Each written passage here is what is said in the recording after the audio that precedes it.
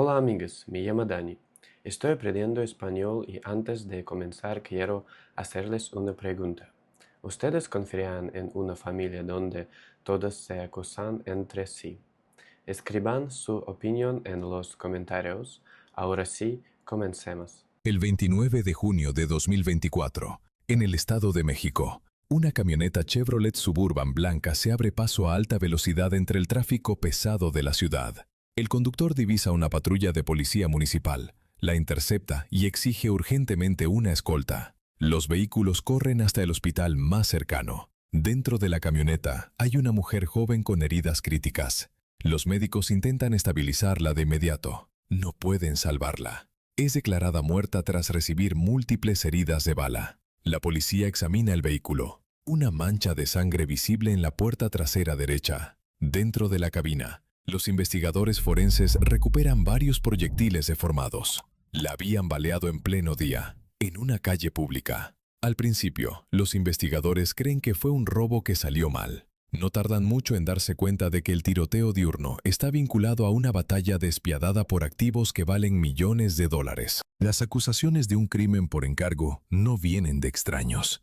Vienen de los propios familiares más cercanos de la víctima.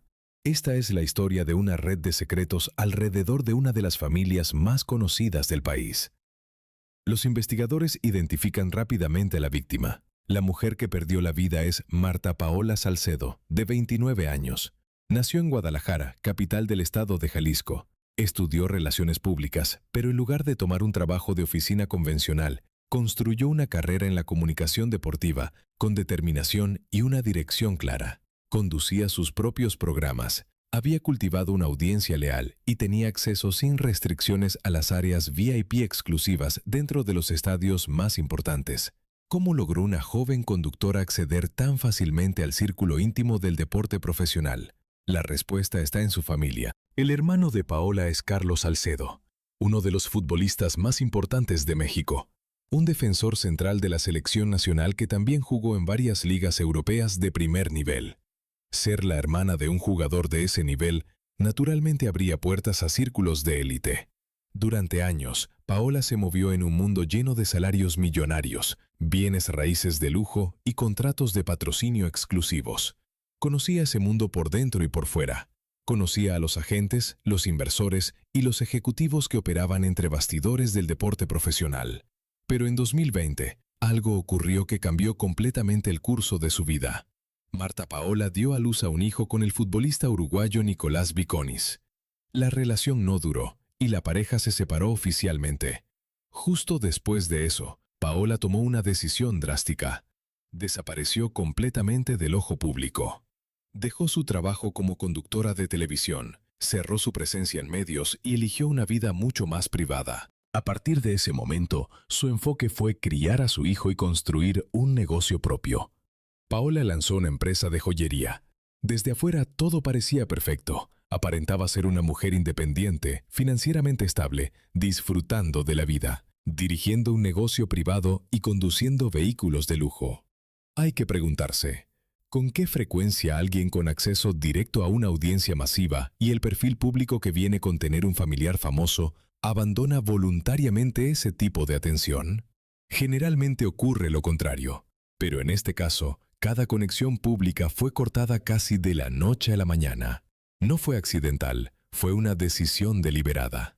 Construyó un muro alrededor de su vida privada y mantuvo cerca solo a las personas en quienes verdaderamente confiaba.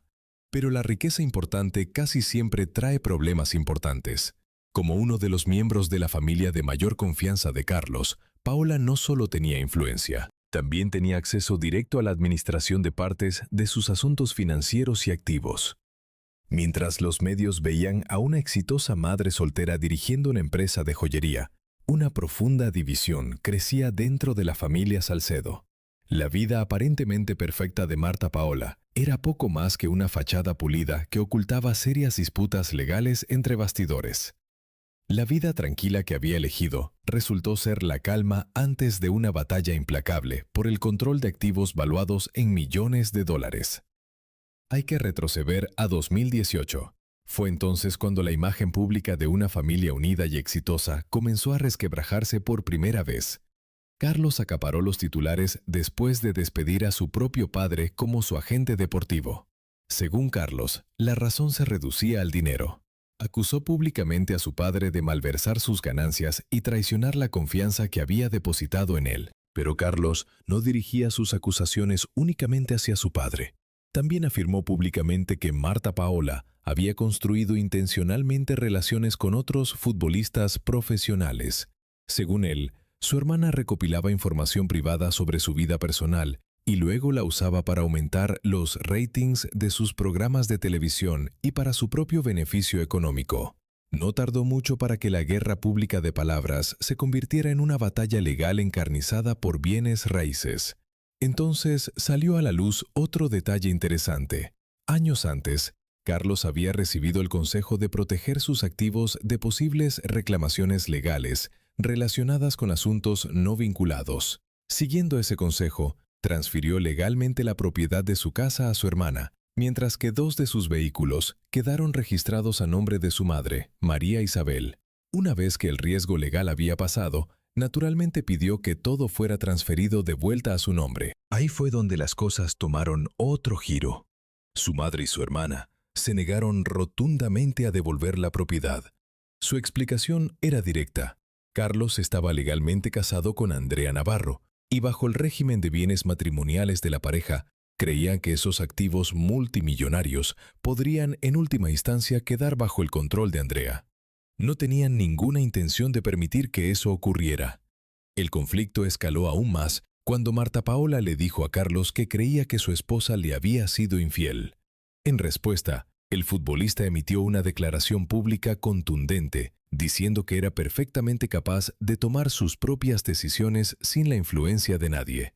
Al mismo tiempo, cortó completamente el contacto con sus padres y su hermana. Hay que pensar en la escala de esta disputa familiar. Problemas que normalmente permanecerían a puerta cerrada se estaban librando a través de activos retenidos, demandas legales y declaraciones públicas. Pero incluso eso era solo el comienzo.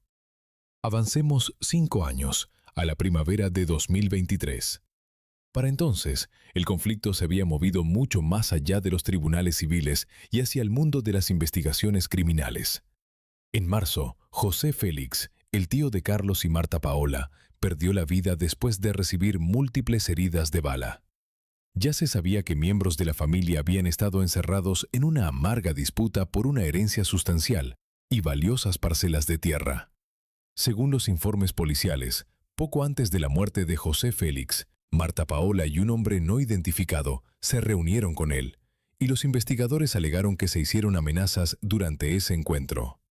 Solo días después, José Félix fue encontrado muerto.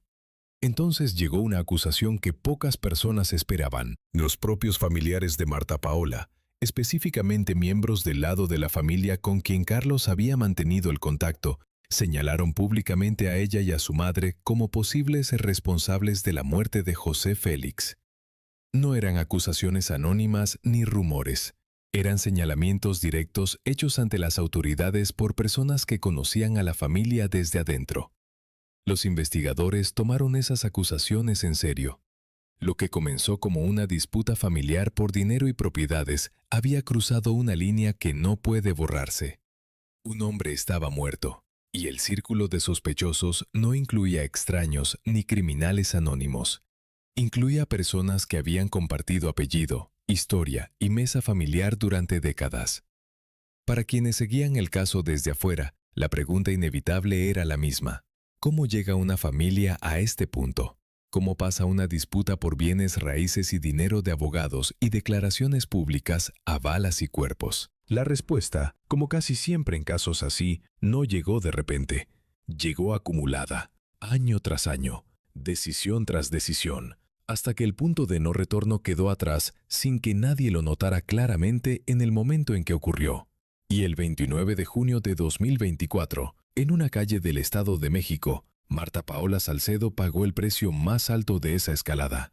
Tenía 29 años, tenía un hijo, y alguien, en plena luz del día, decidió que no podía seguir siendo parte de la ecuación. La tía de José Félix se presentó ante los fiscales del estado de Jalisco y presentó una denuncia formal. En los documentos oficiales, alegó directamente que Marta Paola y su madre, María Isabel, eran responsables de organizar el tiroteo. Es un giro extraordinario para una familia conocida por su riqueza y éxito público. Lo que comenzó como una disputa por una herencia había evolucionado hasta convertirse en acusaciones formales que involucraban un crimen violento planificado dentro de una sola familia. Los parientes intentaban enviarse mutuamente a prisión por los cargos más graves disponibles.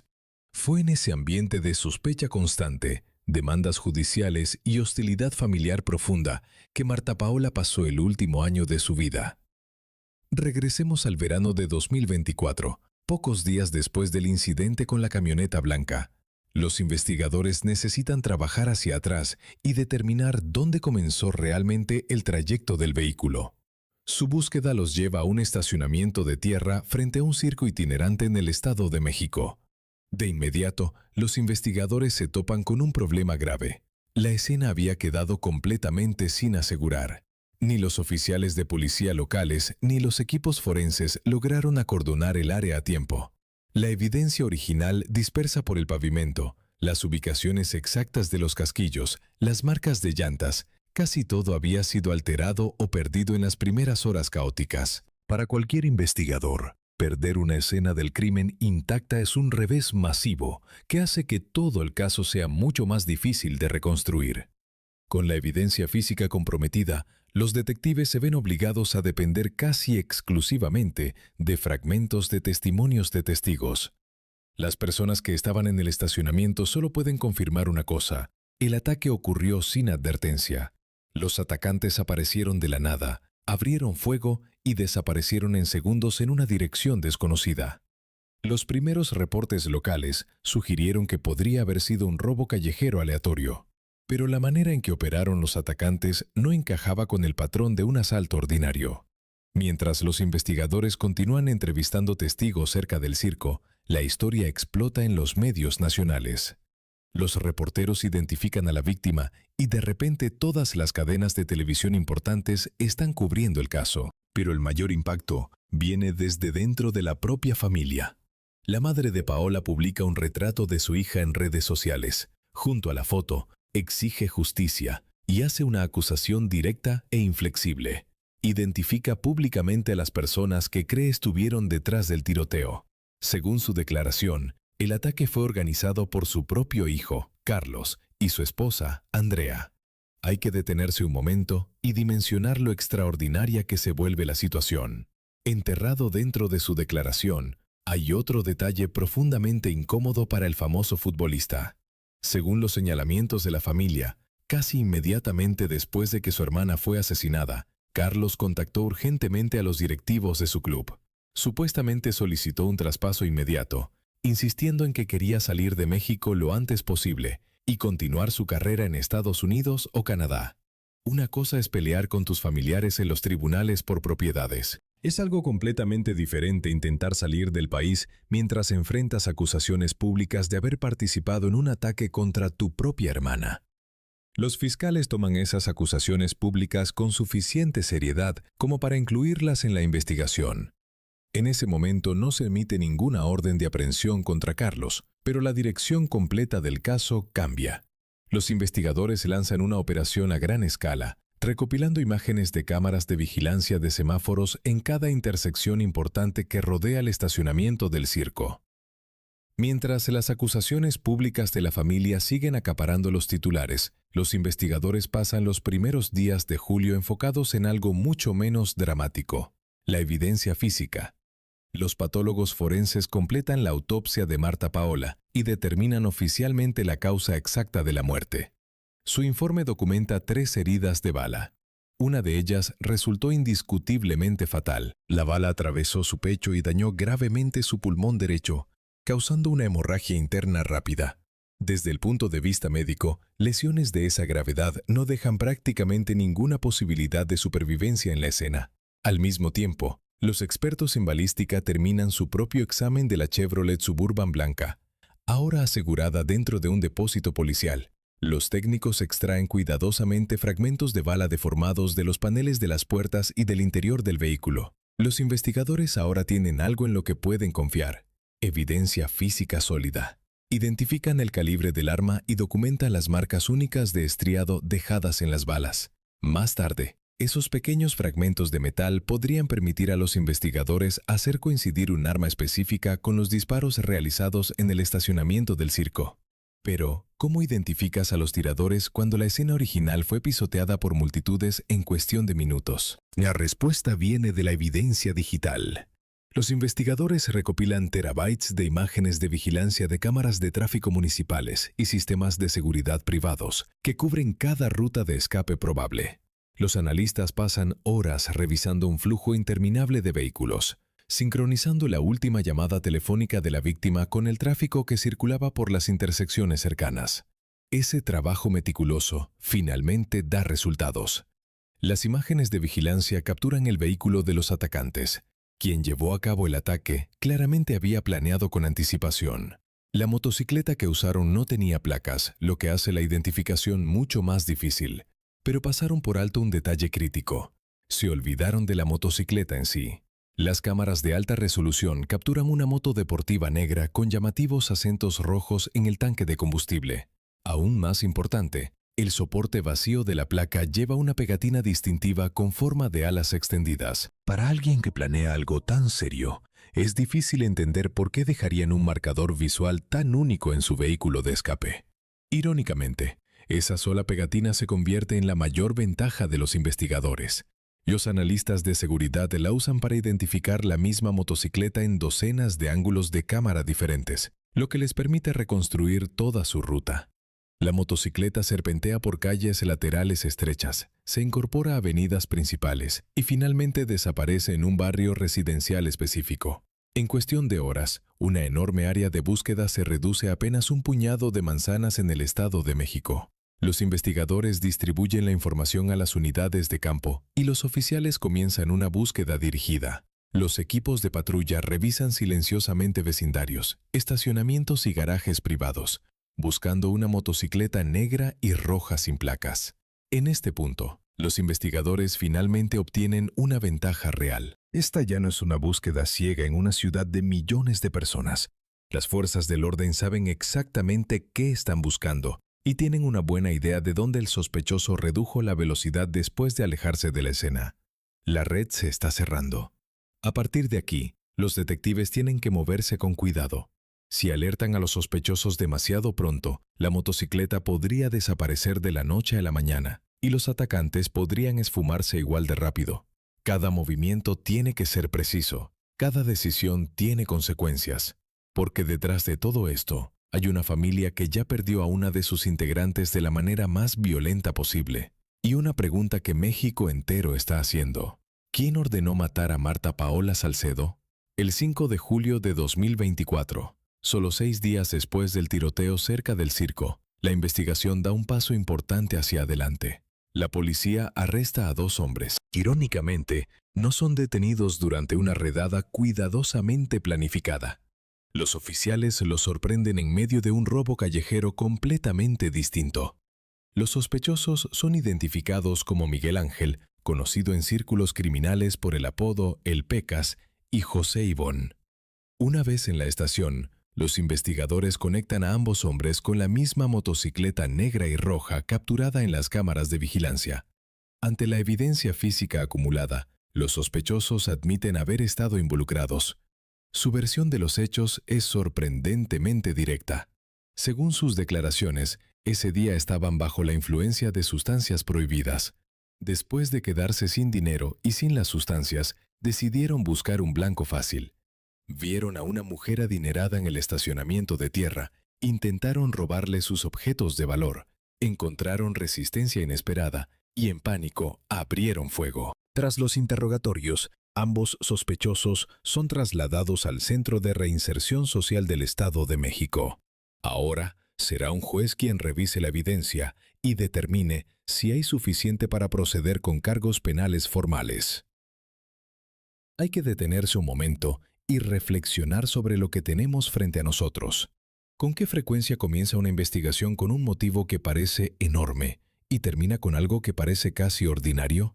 Aquí tenemos una familia destrozada por millones de dólares en activos disputados, años de resentimiento amargo y acusaciones públicas de un ataque cuidadosamente planificado.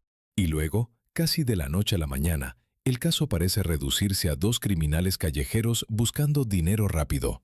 Contra el telón de fondo de todo lo que ya sabemos, esa es una coincidencia difícil de aceptar al pie de la letra. La madre de Marta Paola, desde luego, no creyó la teoría del robo. María Isabel continuó insistiendo en que la confesión de los sospechosos sobre un robo callejero aleatorio no era más que una historia de cobertura cuidadosamente preparada. Exigió que los investigadores trataran a los dos hombres arrestados como participantes contratados que ejecutaban el plan de alguien más. Y en ese exacto momento, la investigación da otro giro dramático. Mientras María Isabel continúa haciendo acusaciones públicas en Internet, los fiscales hacen su propio movimiento. La Fiscalía General del Estado de Jalisco emite oficialmente una orden de aprehensión contra la propia María Isabel. ¿De dónde vino esa orden? La respuesta lleva a los investigadores de regreso al tío que fue asesinado a tiros en la primavera de 2023. Las autoridades nunca habían cerrado esa investigación anterior. Eventualmente arrestaron al hombre sospechoso de haber llevado a cabo el ataque. Después de ser detenido, accedió a cooperar con los investigadores y proporcionó una declaración detallada. Según el registro oficial, afirmó haber sido pagado para cometer el crimen por María Isabel y su difunta hija Marta Paola. Al enterarse de la orden de aprehensión, María Isabel graba rápidamente otro mensaje en video. Niega categóricamente cualquier participación y dice tener una coartada sólida. Según ella, se sometió a una cirugía mayor a principios de marzo del año anterior y pasó 10 días confinada a la cama durante su recuperación. Dice que Marta Paola estuvo con ella todo ese tiempo, cuidándola durante ese periodo. María Isabel describe la orden de aprehensión como nada más que un acto fabricado de represalia. En su declaración, afirma que su famoso hijo usó su influencia y contactos dentro de la fiscalía para silenciarla. Con eso, toda la imagen cambia. La persona que había estado exigiendo justicia más alto que nadie es ahora oficialmente considerada fugitiva en una investigación separada que involucra alegaciones relacionadas con la muerte de otro familiar. Regresemos al punto donde comenzó esta historia, el 29 de junio de 2024, y reconstruyamos el ataque paso a paso. Alrededor de las 3 de la tarde, Marta Paola está en un circo itinerante en el Estado de México. No está sola. Está ahí con su hijo Luca de 4 años, la niñera de este y otro hombre de su círculo cercano. Durante la función, Paola decide salir de la carpa abarrotada para tomar un poco de aire fresco. Luca permanece dentro del área de asientos bajo la supervisión de la niñera. Paola camina hacia el estacionamiento de tierra, donde está estacionada su Chevrolet Suburban.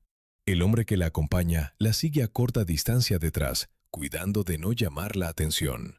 Cuando llega a la camioneta, no entra. En cambio, se detiene junto a las puertas traseras cerradas y contesta una llamada entrante en su teléfono celular. En ese preciso momento, la misma motocicleta negra y roja sin placas entra al estacionamiento. José Ivón está al manillar, mientras Miguel Ángel va como pasajero. El arma ya está en las manos del pasajero, dándole un ángulo claro hacia el objetivo sin necesidad de bajar de la motocicleta. La moto cierra la distancia en segundos y se detiene justo al lado de la camioneta. Sigue un breve forcejeo físico. Los atacantes intentan arrebatarle sus objetos de valor, pero Paola instintivamente se resiste y se niega a entregar nada. En el siguiente instante, Miguel Ángel levanta el arma y dispara 3 tiros dirigidos desde distancia extremadamente corta.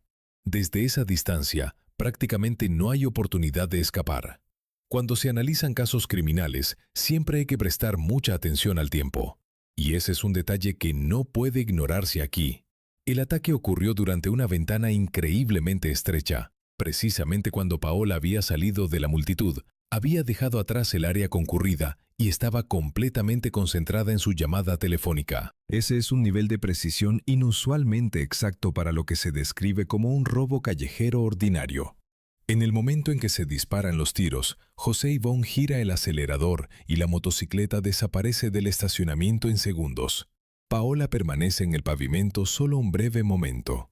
Casi de inmediato, el mismo hombre que la había seguido fuera del circo corre a su lado. Rápidamente abre la camioneta, coloca a la mujer herida en el asiento trasero de la Suburban, salta al volante y sale a la autopista a máxima velocidad, desesperadamente intentando interceptar una unidad policial para pedir ayuda. Y así, la línea de tiempo cierra su círculo. A mediados de julio de 2024, el proceso legal comienza a producir sus primeros desarrollos importantes. El 18 de julio, Carlos Salcedo finalmente se reúne con los investigadores y da una declaración oficial sobre lo que ocurrió en el estacionamiento del circo. Luego, solo 2 días después, exactamente lo que su madre había predicho públicamente se hace realidad. El 20 de julio, Carlos firma los documentos que rescinden su contrato con su club de fútbol actual. Se despide tranquilamente de los aficionados en el estadio Ciudad de los Deportes y sale del país sin ofrecer comentarios significativos a los medios. La reubicación de emergencia que supuestamente había estado buscando se convierte en realidad con una velocidad notable, dejando atrás muchas más preguntas que respuestas.